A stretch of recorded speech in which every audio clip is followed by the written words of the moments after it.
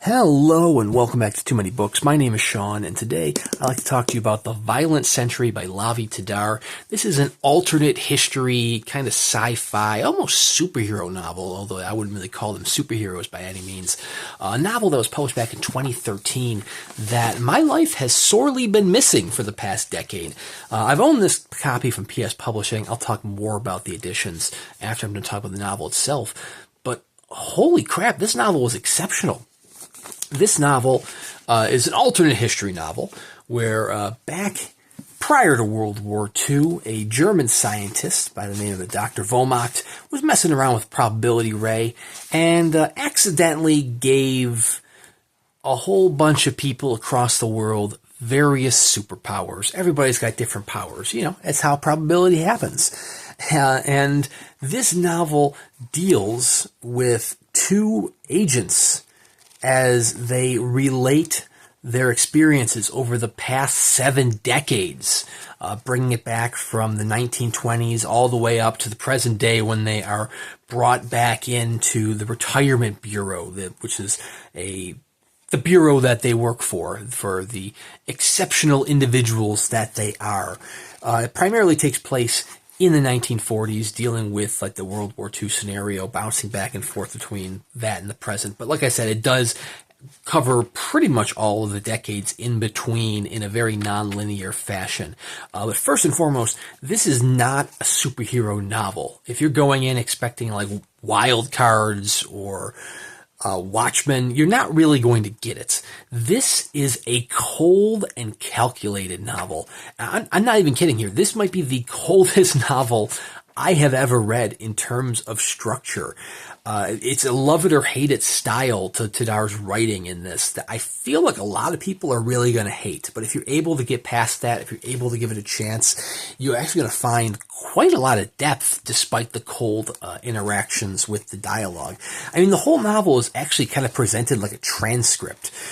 It's very much like quick staccato sentences. Instead of using quotes, all the dialogue is indicated with dashes, and it's just very, very blunt. Oblivion waits. A train goes overhead, over the arches. It shakes the glass bottles lining the wall and the heavy old tables. Like, it's just very, very direct. It's almost like the anti-Watchmen. Watchmen by Alan Moore it's a graphic novel. You know, it presents everything in beautiful colors throughout. You are seeing the story as it unfolds. And this goes the complete opposite way, where it is just bluntly telling every single aspect of the story as it's being read out, almost like a transcript. Jumping through with small little mini chapters. You can see here we're on 44 already, 45, and we're only on page 99 as it just jumps back and forth, especially later on. There's brief chapters that are only a few sentences long because it's jumping back and forth between their recollection and the present when the old man, who is the head of the Retirement Bureau, is talking to them and interjecting different pieces. Like right here. Boom, 108, 109, 110. But it definitely recounts the stories and adventures of Fog and Oblivion and what was happening during that 70-year span. And if you get past that cold dialogue, if you get past the rigid structure that it uses and the topography that is presented here, you're going to find actually a lot of depth to the characters, particularly Fog. This is a story that questions what it means kind of in a battle between good and evil, what it means to be courageous, what it means to be a hero, what it means to feel, to love, to follow your duty. It just, wow. It's, like I said, if you can get past that structure and you just stick with it, it is an exceptional read. I mean, I'm a fan of Lavie Tidhar with his way of world building and his alternate histories. I previously enjoyed Osama, which was a what-if novel of what if terrorism didn't exist in the world, and it follows a private eye who's trying to seek out a pulp writer who writes about a vigilante, Osama bin Laden.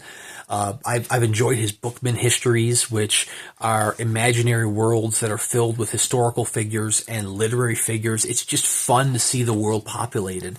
And you definitely get that in here too. Not necessarily literary characters, although one of the characters in Transylvania is definitely Dracula inspired, although it might just be his own hubris that is bringing him up to that point. But this is a journey through those 70 years, populated with historical figures in this changed world. A what if? What if some people had superpowers? It's fascinating to see how the different nations all handle this, whether it's the Nazis with the Übermensch, whether it's the Retirement Bureau in the UK, whether it's the US with their flashy heroes, or even the Soviet Union, Russia with their characters. Like, it's fascinating to see the world play out before you. I will say, the characters themselves, the heroes that you run into don't have the most imaginative names, but that's just par for the course with superheroes. And it's just fascinating to read about them. What